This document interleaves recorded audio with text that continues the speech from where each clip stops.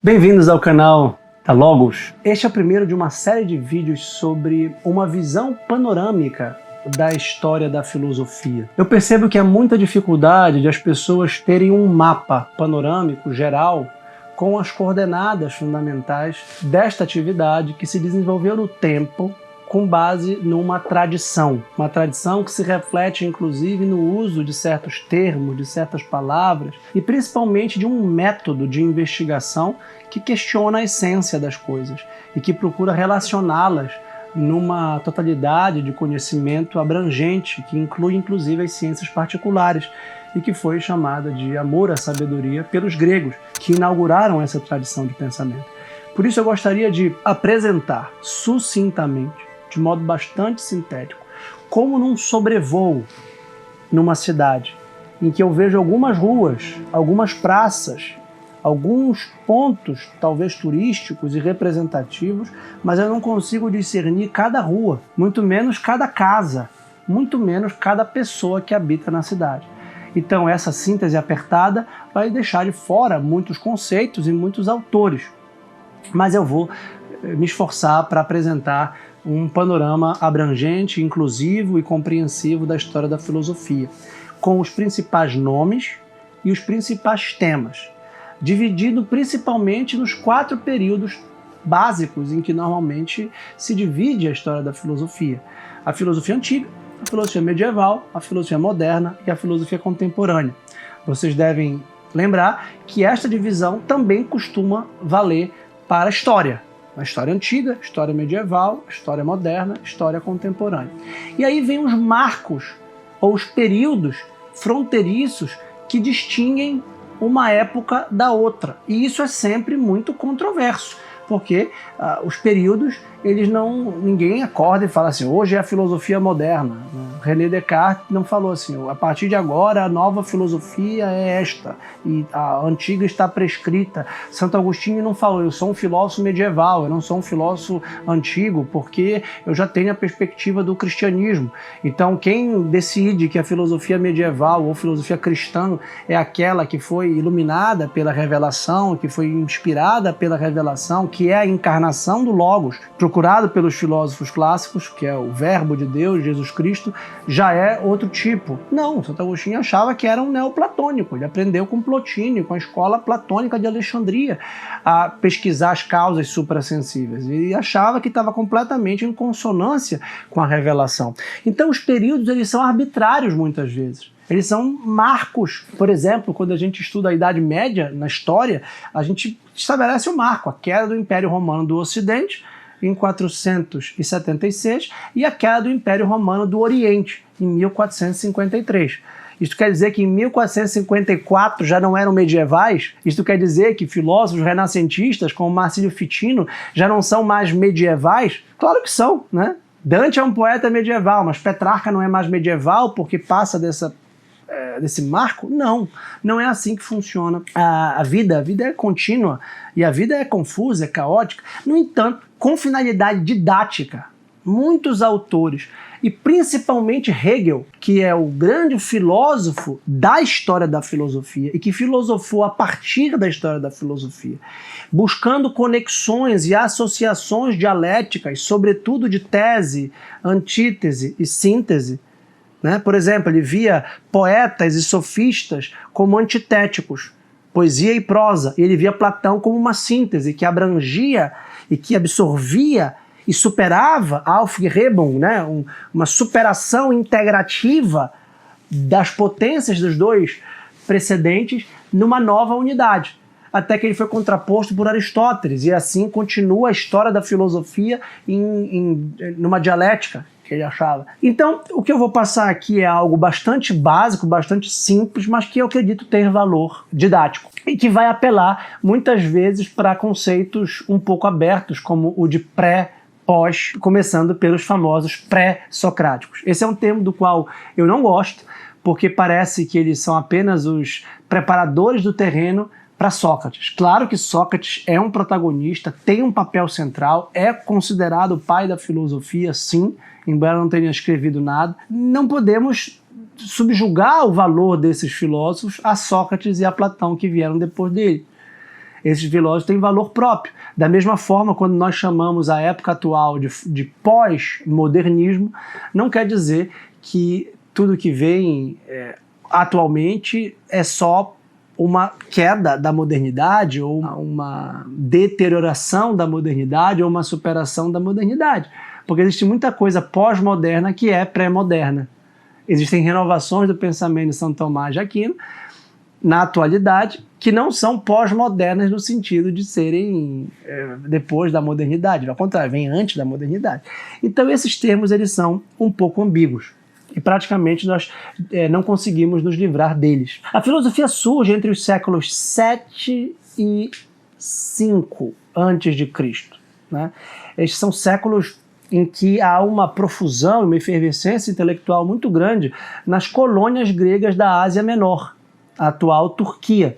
E um dos nossos livros da livraria, A Aurora da Filosofia Grega, do grande helenista John Burnet, trata de modo extremamente cuidadoso e inteligente dos protagonistas dessa filosofia nascente, dessa filosofia grega nascente, e é muito bela a tradução escolhida pelo nosso tradutor para Early Greek Philosophy, porque não é, ele põe o early aqui como a aurora, né? A luz inicial, a primeira grande luz, primeira grande reluzência da inteligência do Logos. Quais são as questões? Primeiro eu vou elencar basicamente os autores e depois eu vou tratar das questões centrais. Porque a questão central é a da physis, é a busca pela natureza das coisas, pelo princípio primeiro, pelo fundamento da realidade, pela arqué de todas as coisas, por meio exatamente do logos, por meio da palavra, da inteligência. E essa inteligência busca as causas e não as histórias míticas que as substituem. O primeiro grande filósofo da escola de Mileto, da escola jônica, é Tales, Tales de Mileto, que tem um aforisma, uma frase sapiencial muito interessante. Tudo está cheio de deuses. E para ele os deuses aqui substituem as causas explicativas dos fenômenos. E quando eu me satisfaço com a explicação mítica que atribui aos deuses a causa dos fenômenos, eu deixo de investigá-las com os recursos que eu tenho dos sentidos e da inteligência. Da ástesis, da empiria, né, das sensações, do conhecimento empírico pelos meus órgãos dos sentidos e também pela minha inteligência, que não é simplesmente acreditar em histórias, por mais simbolicamente verdadeiras que elas podem ser. Por exemplo, se eu considero a minha esposa bonita, é porque Afrodite, de algum modo, a ilumina. E se eu tenho apetite sexual por ela, é porque Eros, filho de Afrodite, me arrasta pela beleza dela. Ora, essa é uma explicação simbolicamente válida. Platão, no Banquete, por exemplo, que nós já publicamos, e que é o grande protagonista da filosofia do amor no Ocidente, fala desse deus Eros. Desse deus Eros, que é a atração pela beleza. Há uma conexão entre Eros e Afrodite. Uma conexão que a gente pode chamar umbilical, genealógica, porque a beleza causa Eros. É como a gente diz, quem ama o feio, bonito lhe parece. Não é possível amar o feio. Se você acha que alguém é feio e, portanto, não seria digno de amor, pergunte à pessoa que a ama. A pessoa que a ama acha linda, senão não a amaria. Ou seja, há uma verdade simbólica em relacionar Afrodite e Eros. Afrodite é Vênus, né? Eros é Cupido para os romanos. E, portanto, é uma filosofia mítica. O mito pensa, o mito é inteligente. A famosa transição do mito para o logos não é estanque. E esses primeiros filósofos todos eram poetas, Platão que o diga. Então, perguntando qual é a natureza, qual é o princípio único e material, e aí é uma discussão muito grande se a água postulada por Tales é simplesmente H2O, né, que ele via por todo lado. Ele percebia que se você bebe água, você expele água, a água debaixo da terra, a água caindo na chuva, a água no mar, eles estão ali no mar Mediterrâneo, a água dentro de mim, eu me furo, tem veias, sai líquido. Ele percebe que o líquido parece ser a substância predominante no mundo. E que o líquido pode ter um estado gasoso com a evaporação ou um estado sólido com o congelamento. Então, como um protocientista, ele percebe que, na verdade, o princípio é a água. É interessante que essa palavra arché será a palavra fundamento, princípio, é a mesma palavra usada por São João no quarto evangélico para dizer que é o logos. Enarché renologos, que é o famoso verso do prólogo de São João. No princípio é o logos, é a palavra, é o verbo. E o verbo estava com Deus e o verbo era Deus. Este é o primeiro versículo. Porque ele está na esteira desses primeiros filósofos que eu gosto de chamar de originários, porque originaram, porque estão na origem e porque originam o pensamento pelo modo com que investigam. Ele diz que é água. Depois dele vem Anaxímenes, na mesma escola de Mileto, e diz que é o ar, mutável pela rarefação e pela condensação. Mas vejam que é o mesmo princípio. Depois, os pluralistas, como Empédocles, postularão os 4 elementos.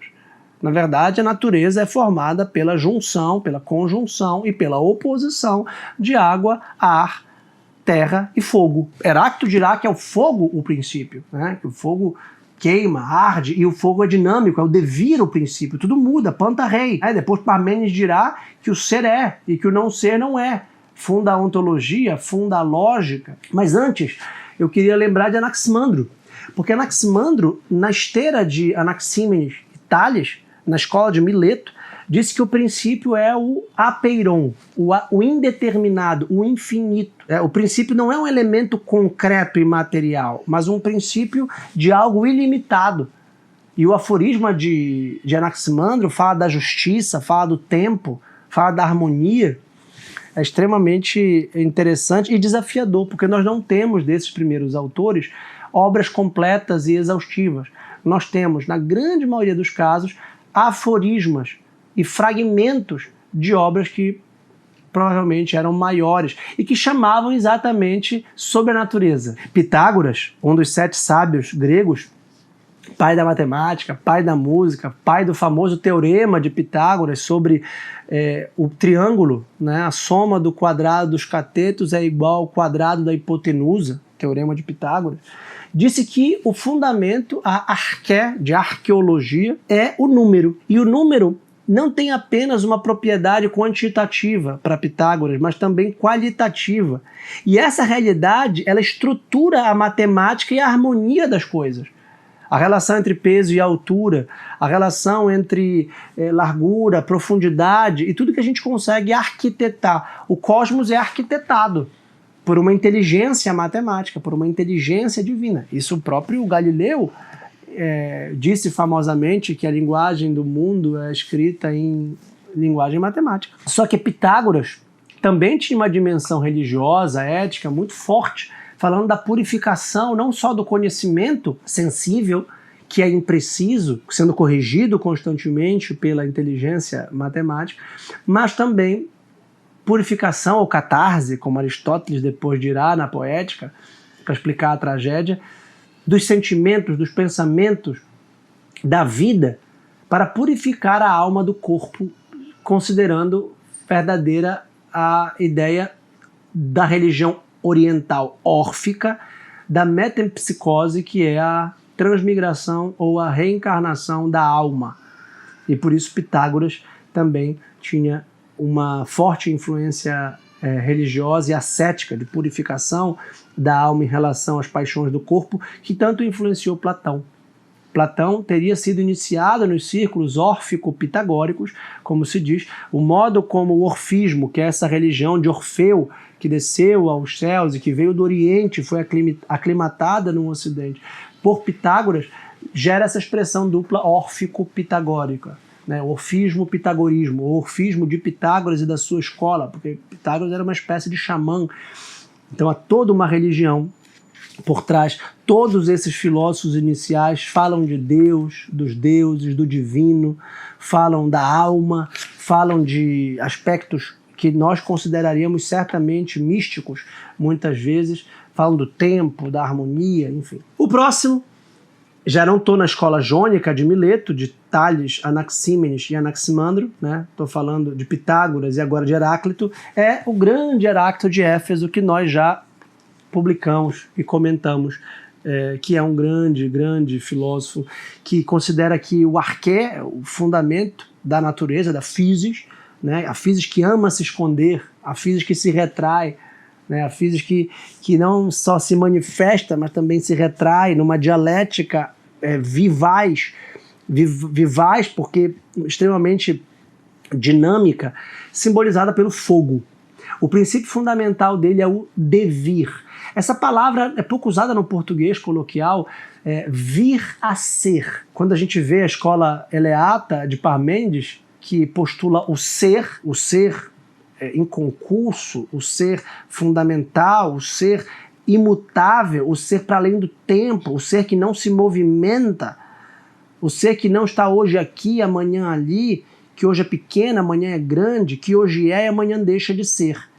Então, se, por um lado, Parmênides fala do ser eterno, uno, imutável, imóvel, e que a mudança é ilusória, é um erro dos sentidos, Heráclito, ao contrário, fala que tudo, na verdade, devém, vem a ser e deixa de ser. É a Gênesis.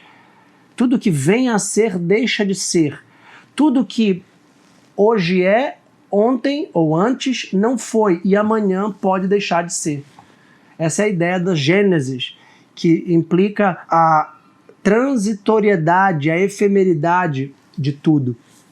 E para Heráclito, lembrando de um outro elemento importante da sua filosofia, a realidade é composta por opostos. E esses opostos ou se reforçam antiteticamente, ou eles se opõem para se hostilizar, guerra, ou eles se opõem para se compor, para se harmonizar.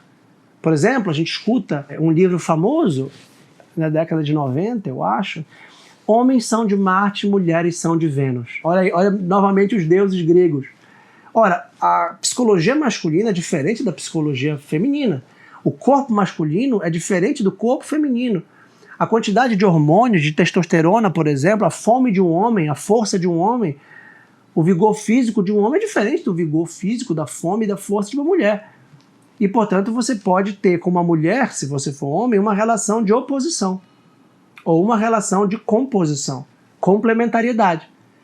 Por isso ele fala, o arco e a lira servem para paz, quer dizer, o arco serve para lira, para cantar, para tocar, mas também serve para guerra, para matar. Então, guerra e paz têm uma mútua interdependência e complementariedade e oposição na sua relação.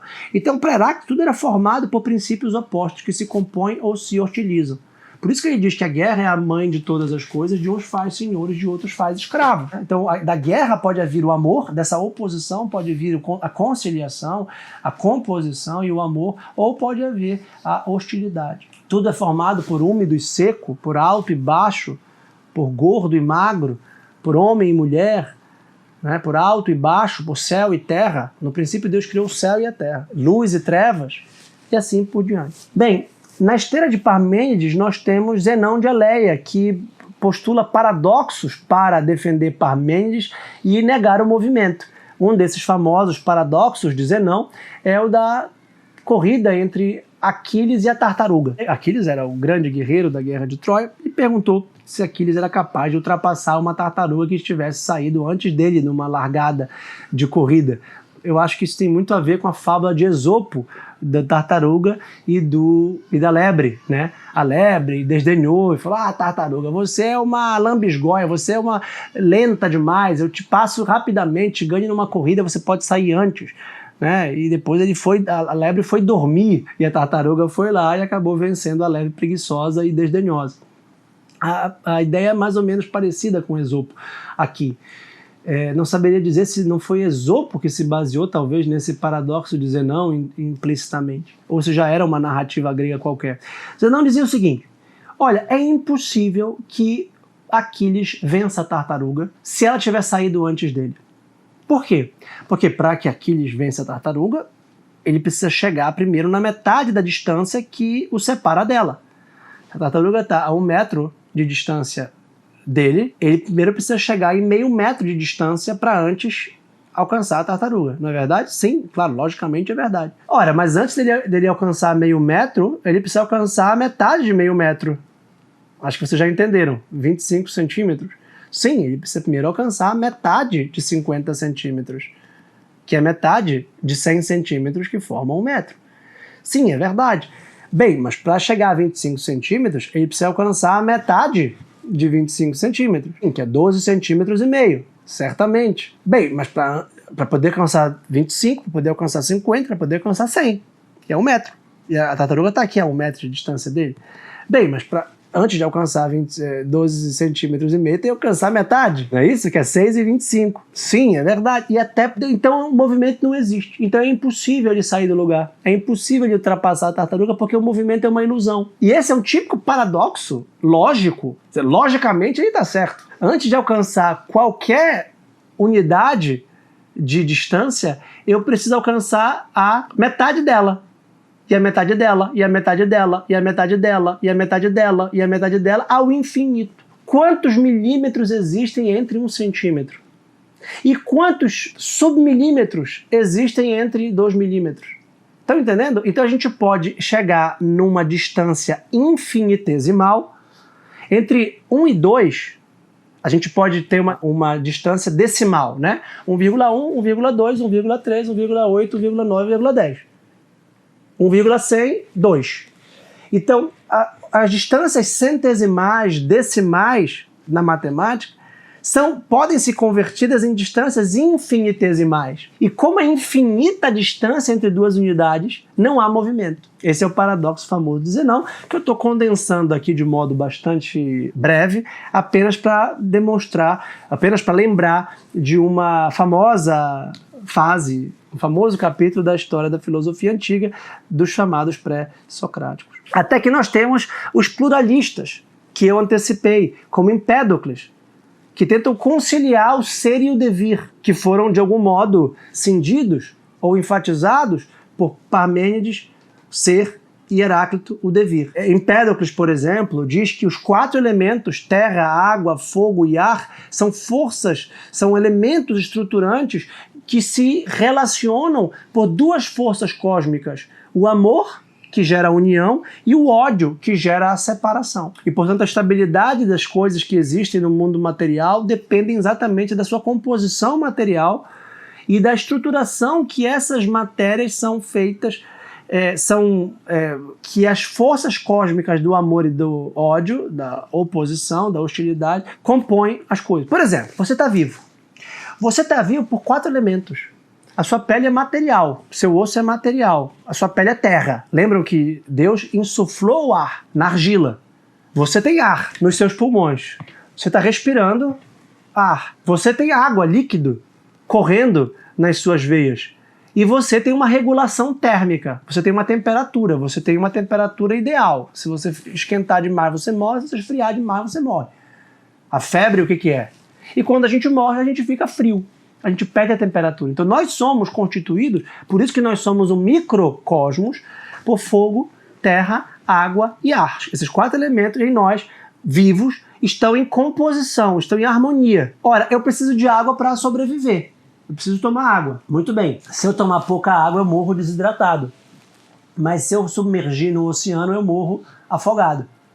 Ou seja, é preciso uma medida de água necessária para me manter vivo. Essa é a ideia básica. Eu estou usando o exemplo do corpo e da vida humana como a mais básica dessas ideias. Anaxágoras, por exemplo, postula a inteligência como princípio ordenador. E isso vai ser muito importante para Platão, no Fédon, por exemplo. O nous, a inteligência, o intelecto, que é o princípio que ordena todas as coisas segundo uma proporção, uma harmonia. E, por fim, nós temos os chamados atomistas, Leucipo e Demócrito, que consideravam que o princípio que constitui a essência das coisas são os átomos e o vazio. E a realidade é composta de partículas indivisíveis, que são os átomos, em movimento.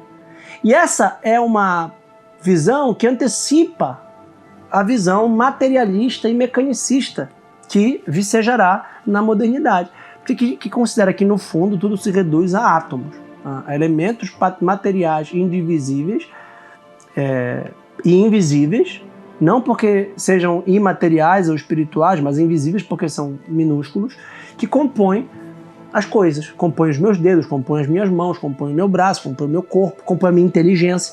E o conhecimento vem dos átomos que são enviados pelas imagens. Como é que eu vejo e entendo? Porque há átomos que são enviados pelas coisas e que batem nos meus olhos e que formam as imagens materialmente pelo choque constante de átomos. Então tudo seria explicado pelos átomos. O que está fora disso são um vazio universal no qual eles podem se mover. Então eles explicam tudo de forma materialista. Bem, essa primeira aula foi apenas sobre a origem da filosofia, com os chamados pré-socráticos, que estão muito bem explicados e muito melhor e muito mais profundamente e articuladamente do que essa breve aula didática pôde fazer no livro do John Burnett, A Aurora da Filosofia, cujo link está aqui abaixo e que pode ser adquirido na nossa livraria da Logos.